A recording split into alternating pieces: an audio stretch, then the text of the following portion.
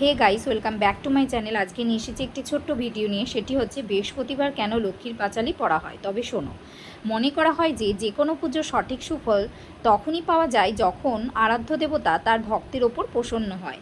আবার এটাও ঠিক যে মন দিয়ে, নিষ্ঠা ও ভক্তি দিয়ে যদি ঈশ্বরের আরাধনা করা হয় তাহলে খুব সহজেই ঈশ্বরকে প্রসন্ন করা যায়। ঠিক সেই রকমই লক্ষ্মী পুজোর শেষে পাঁচালি পড়া লক্ষ্মী পুজোর একটি বিশেষ গুরুত্বপূর্ণ নিয়ম।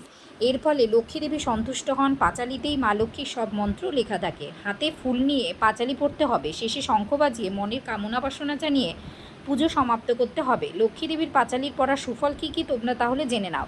1 নাম্বার, বাড়িতে প্রতি বৃহস্পতিবার পাঁচালি পড়লে কর্মক্ষেত্র ব্যবসায় উন্নতি ঘটে। 2 নাম্বার, বাড়ি থেকে রোগ ব্যাধি নেগেটিভ শক্তি দূরে থাকে। 3 নাম্বার, ঋণের হাত থেকে মুক্তি ঘটে। 4, খারাপ বা অশুভ কোনো ঘটনা ঘটে না। 5, হঠাৎ বিপদের হাত থেকে মুক্তি পাওয়া যায়। 6, নিজের যে কোনো স্বপ্ন পূরণ হতে দেখা যায়। তো বন্ধুরা, তোমাদের যদি এই ভিডিওটি ভালো লেগে থাকে অবশ্যই লাইক, কমেন্ট এবং সাবস্ক্রাইব করতে ভুলবে না। ধন্যবাদ।